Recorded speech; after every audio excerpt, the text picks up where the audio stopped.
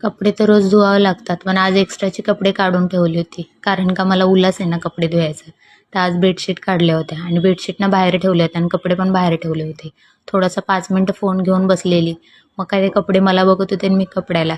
ते मर्डर करायच्या आधी मग पटकन उठले, फोन साईडला ठेवला आणि कपडे घेतले भिजत घालायला.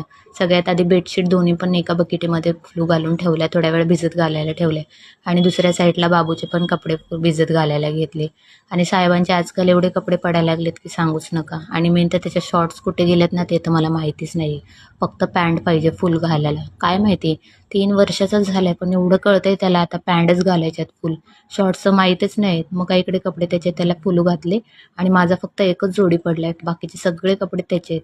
बाहेर आल्यानंतर तर मला सरप्राईज हे रोज भेटतंच. त्याने त्याचं काम केलेलं आहे, पण मला माझं काम करावंच लागेल ना. त्याने नाही केलं तरी चालेल. मला तर न करता भागच नाही ना. तर मी इकडे पटकन भांडे घासायला घेतली. मला ना सामान काढून देताना ना मी वर ठेवलेली ना त्याची खेळण्याची बॅग. तर मला बोलला, "मम्मा तुला काढून दे मला खेळायला. मी तुला परत करून देईल आणि बरोबर व्यवस्थित सगळे भरून देईल." मी म्हणले, "ठीक आहे काढून देते तुला." त्याला काढून तसं तर सकाळीच नाश्ता आम्ही दोघांनी करून घेतला होता आणि खिचडी पण बनवली होती मी दुपारच्यासाठी.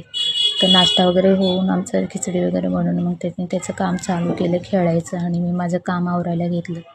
म्हटलं आहे तोपर्यंत. आणि आज बाबूला शाळेत नव्हते पाठवणार कारण का त्याला थोडीशी सर्दी झाली आहे ना. तर घरीच ठेवले, त्याचं नाक गळते. मग म्हटलं चला आजच्या दिवस नाही पाठवलं तरी चालेल. आणि असं पण उद्यापासून त्याला आता क्रिसमसच्या सुट्ट्या भेटतीलच.